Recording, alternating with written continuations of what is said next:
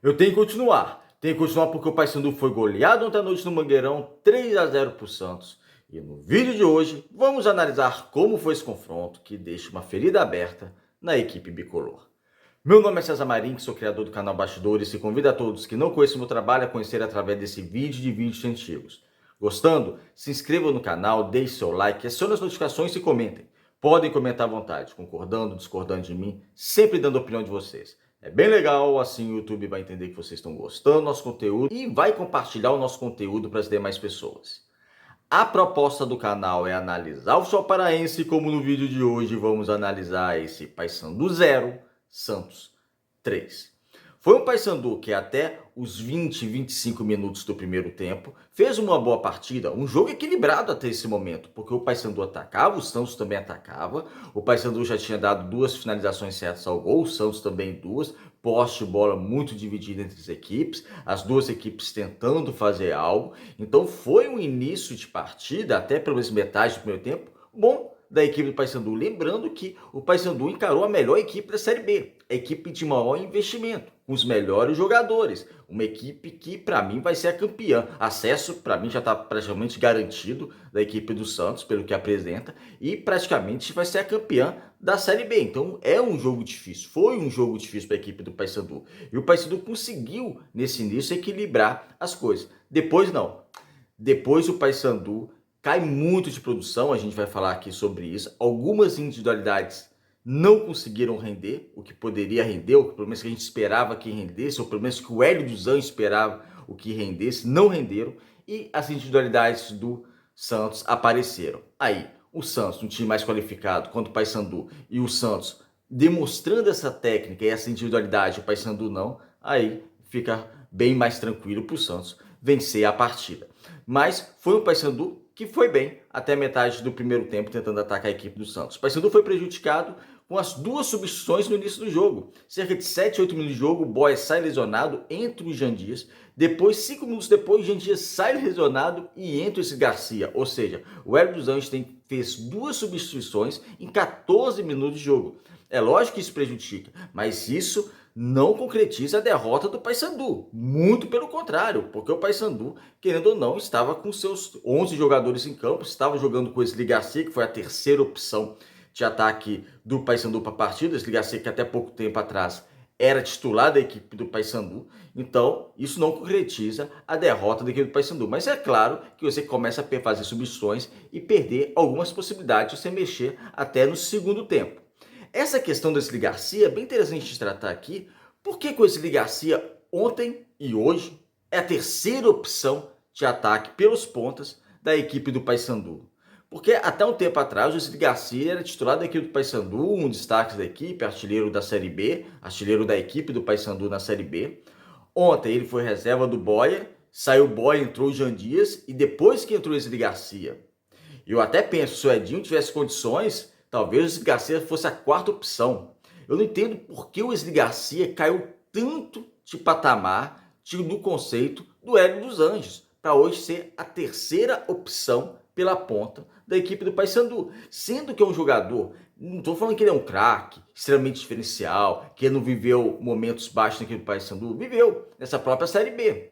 Mas eu creio que a paciência com o Wesley Garcia é muito menor que com outros jogadores. Porque o Wesley Garcia, ele teve que suar muito para pegar a titularidade da equipe do Paysandu, depois de muito tempo, jogando bem, entrando bem. Olha que ele jogava 10 minutos, né? O Hélio dos Anjos, durante meses, colocou ele só faltando 10 minutos, 15 minutos.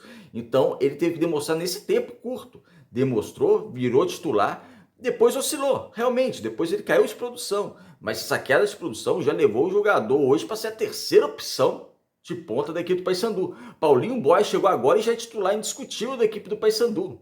Não consigo entender isso. Saiu o Boia, entrou o Jean Dias. Mas onde eu quero chegar é um jogador que já mostrou valor nessa própria Série B pelo Paysandu. Hoje ele fica em detrimento, ele fica no canto. Ele é a terceira opção, um jogo importante ontem. A torcida fez uma festa fantástica ontem no Mangueirão. A torcida compareceu, fez mosaico, festa muito linda. A torcida fez o papel dela, os jogadores não. E o Wesley Garcia hoje foi a terceira opção. E o Boia, que acabou de chegar, é titular indiscutível. Eu acho que nesse caso a pessoa para virar o jogador, para virar o titular discutível, tinha que ser, olha, contratamos um jogador realmente bem diferenciado. Sei lá, contratamos um jogador realmente nível de Série A, um jogador com categoria indiscutível, então ele vai ser titular. Ok, ok, não tem problema ter chegado agora não. Se for para contratar jogador desse nível, que chegue, jogue e seja titular. Mas não é o caso, né? Não é o caso do Boia. Então assim, é bem complicado. O Boia é que não vinha bem. Né? Vamos ressaltar que ele fez aquele gol na última partida, né? O goleiro do Vila acabou contribuindo, mas ele não veio bem. Inclusive errando alguns lances de ataque, proporcionando contra-ataque para o adversário fazendo gol, como foi no caso, por exemplo, do Novo Horizontino no último jogo em Belém. Então, o Boia não estando bem, chegando agora, ele é titular do Paysandu e o Wesley Garcia não. Então, é algo também a se ver. Então, ele entra, então o Paysandu não concretiza essa derrota, essas duas substituições feitas pela Hora dos Anjos, mas o Santos começa a mandar no jogo. E começa a mandar no jogo pelas suas individualidades. Individualidades que, é lógico, são superiores ao Paysandu, isso é inegável. Só que as individualidades do Paysandu ontem foram muito mal. Os laterais, péssima partida dos laterais. Principalmente do lateral esquerdo, o Kevin, que ele faz o primeiro tempo muito ruim. E não é a primeira vez que o Kevin faz um mau primeiro tempo. O Paysandu ficou muito tempo, que agora contratou o Kevin recentemente, que entrou no segundo tempo também e não foi bem. Mas o Paysandu ficou com o Kevin muito tempo apenas com o Kevin na lateral esquerda para disputar uma Série B. E era sabido desde o Campeonato Paraense que, olha, ficar só com ele na lateral esquerda é complicado. É um jogador limitado, é um jogador que não está bem. E não se atentaram a isso. E eu receio que contrataram um lateral esquerdo do mínimo, do mesma condição de técnica do titular, que é o Kevin, que isso aí vai ser extremamente complicado, isso é falha do planejamento. Como é que você fica praticamente boa parte, quase metade da Série B com lateral esquerdo de origem? Clube que pensa alguma coisa na Série B, que é bastante difícil, não vai longe dessa maneira. O meio-campo do Paysandu também desorganizou muito durante o primeiro tempo. Depois desse período que eu falei, dos 20, 25 minutos, se organizou demais. Matheus Trindade fez uma partida muito baixa, recém-contratado, Vilela também não vem bem, torcida também está bem bronqueada com o Val Soares, então fizeram o meio campo com João Vieira, Trindade, Matheus Trindade e Casares, e o meio campo não funcionou. Matheus Trindade fez uma partida bem abaixo mesmo, não conseguiu dar um dinamismo no meio campo, não conseguiu dar uma pegada nesse meio campo da equipe do Paysandu, foi contratado recentemente, mas a gente tem que analisar o jogo e ele não foi bem. Muita gente também vai no Casares, o Casares é aquele jogador que não vai fazer uma entrega em campo, ele pode entregar um passe, uma finalização, algo na parte técnica. Mas essa parte de marcação, de voltar, de marcar e dar carrinho e correr atrás do meio campo, ele pode, lógico, ele tá voltando e recompondo o meio campo. Mas não é característica dele a marcação e o Paysandu sabia quando contratou. Então, várias individualidades que nós estamos falando aqui não funcionaram. E quanto a melhor equipe do brasileiro, você ter tanta individualidade abaixo, você vai sofrer. E acabou sofrendo uma derrota pesada, porque vai no primeiro tempo perdendo de 1-0 e o segundo tempo o Paysandu não vai bem. Depois o Paysandu, cerca de algum tempo, alguns minutos do segundo tempo, o Paysandu começa a tentar atacar mais a equipe do Santos. Aí o Hélio faz algumas substituições, entrou o Netinho, que ficou pouco tempo em jogo e foi expulso, e foi bem expulso. Prejudicando muito a equipe do Paysandu essa expulsão do Netinho. Porque não precisava dar essa cotovelada no adversário, ainda mais com o VAR, sabia que ia ser expulso. Não tem como o jogador com o VAR saber pensar que não ia ser expulso com uma cotovelada. Eu não acredito que ele foi lá para machucar, para quebrar o cara, não, mas ele acerta a cotovelada. Então a expulsão acaba sendo justa e prejudica o Paysandu, porque naquele momento o Paysandu começava a tentar buscar pelo menos o empate, mas aí jogando com um a menos, aí complica realmente ver. O Santos fez o segundo e o terceiro gol e complicou, aí liquidou a equipe do Paysandu na partida. Outra questão bastante pertinente para a gente tratar aqui, ainda falando do primeiro e segundo tempo, essa formação tática. Para mim, o Paysandu, eu já bato aqui na tecla há algum tempo, tem que ter uma variação tática. Esse 4-3-3, o Paysandu tá manjado. Os clubes da Série B são clubes qualificados, em sua maioria. eles estudam a equipe do Paysandu, como eles estudam todos os adversários, como o Paysandu também, lógico, estuda o seu adversário. Mas esse 4-3-3 e muitas das substituições são manjadas. Substituições, a maioria trocando 6 por meia dúzia. Esse 4-3-3, que desde que o Hélio assumiu aqui do Paysandu permanece, é uma formação tática que eu gosto. Mas tem que ter uma variedade. Precisa ter uma variedade. Porque tá ficando manjado. E se o meio campo não funcionar como não tem funcionado nos últimos jogos do Paysandu, aí que complica mais. Aí muita gente critica o Nicolas. Nicolas, vamos falar dessa individualidade. Nicolas realmente não tá atravessando uma grande fase, não tá atravessando uma fase goleadora. Mas chegando no 4-3-3 com 2 pontas, tu vai jogar com o centroavante. E hoje o Nicolas é titular do Paysandu. Ah, ele tá mal. Tá mal. Mas é ele e o Juan Ribeiro, é o Nicolas. É o Nicolas. Não tem outro para colocar, na minha opinião. Você pode dar a opinião de vocês. Eu prefiro o Nicolas, ainda mesmo em má fase, mesmo com 35 anos, do que o Juan Ribeiro com 21 anos. Creio que tenha 21 anos. E à disposição do Hélio dos Anjos. Pelo que os dois demonstraram, eu fico com o Nicolas. O que entra aí? Erro de planejamento da equipe do Paysandu, da direção, para fazer um elenco mais qualificado, para contratar um centroavante para ser titular no lugar do Nicolas, ou para brigar realmente por posição pelo Nicolas. Com o Nicolas, agora no 4-3-3, você jogar com o centroavante, seu centroavante é o Nicolas Ribeiro, eu fico com o Nicolas. Eu fico com o Nicolas indiscutivelmente. Ou você muda a sua formação tática, vai para um 4-4-2, por exemplo, e você muda, por exemplo, um 3-5-2, mas 3-5-2 seria uma mudança mais radical. Então você colocaria um 4-4-2 e colocaria um ataque mais móvel. 4-4-2 não significa que você vai ser mais defensivo que a equipe adversária.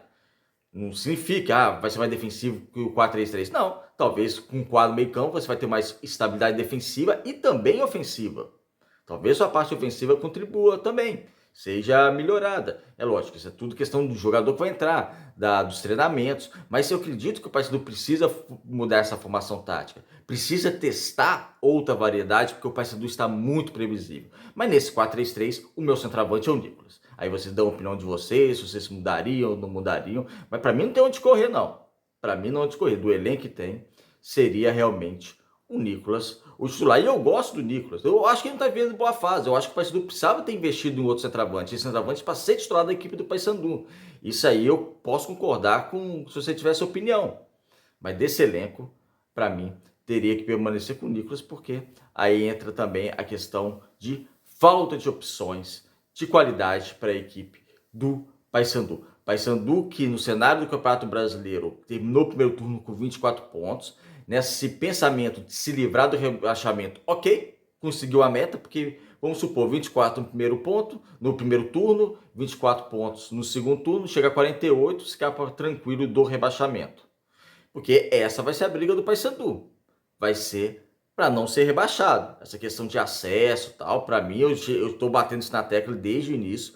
Para mim seria uma grande surpresa o Paysandu com esse elenco brigar por acesso. Para mim, o Paysandu é metade da tabela para baixo, sem correr risco de ser rebaixado, como fez no primeiro turno, 24 pontos. Eu acredito que faça mais ou menos essa mesma pontuação no segundo turno. E tem que fazer, porque o Paysandu não pode ficar namorando o perigo. Por que eu cheguei a essa conclusão? Pela questão do elenco da equipe do Paysandu, questão dos laterais, ter ficado com o lateral esquerdo durante boa parte da temporada, questão de não ter encontrado meio campista, meia de articulação para ser o titular indiscutível, porque o Casares está hoje ele titular do Paysandu, mas pelo nome e pelo investimento que fez. Essa é a verdade. Você não contrata o Casares pelo investimento, pelo nome que tem, pelo investimento que o Paysandu fez para ser reserva. Então ele veio para ser titular. Mas ele é indiscutível? Não, não é indiscutível. Na verdade, o Casares fez um bom jogo, que foi na sua estreia, e depois oscilou bastante negativamente. Essa questão do centroavante, que a gente falou, o Paysandu contratando alguns jogadores com técnica bem questionável, com passado recente em desempenho bem questionáveis. Então, tudo isso me faz crer que o Paysandu realmente vai brigar para não ser rebaixado, mas só acredito que vai conseguir escapar do rebaixamento. E o jogo foi esse, 3-0 para o Santos, uma vitória merecida da equipe do Santos. O Paysandu conseguiu equilibrar a partida só até metade do primeiro tempo, depois o Santos foi superior à equipe do Paysandu, as individualidades foram melhores demonstradas, Você vê os laterais do Santos, os laterais do Paysandu, o meio-campo do Santos, o meio-campo do Paysandu. E estou falando nem em termos de nome e técnica, estou falando de desempenho no jogo de ontem. Foi muito favorável à equipe do Santos. E é isso. Essa derrota não pode abalar os ânimos da equipe do Paysandu. Vai ser 2 jogos agora fora de casa. 2 jogos que você tem que buscar ponto, tem que buscar pontuação contra o Botafogo, São Paulo e a equipe do Avaí. Porque você não pode voltar sem pontuar desses 2 jogos. Porque o Z4 aí se aproxima e encosta de vez. Então a situação do Paysandu não é desesperadora, mas tem que dar a volta por cima logo, porque essa Série B é muito complicada e, ao meu ver, o Paysandu não fez um planejamento talvez ideal para essa disputa do Campeonato Brasileiro. É isso, amigos. Obrigado por assistir o vídeo até o final. Deixa a opinião de vocês, o que vocês acharam do jogo, das individualidades, dessa questão da formação tática, de tudo que vocês quiserem. A gente se conta nos comentários e até o próximo.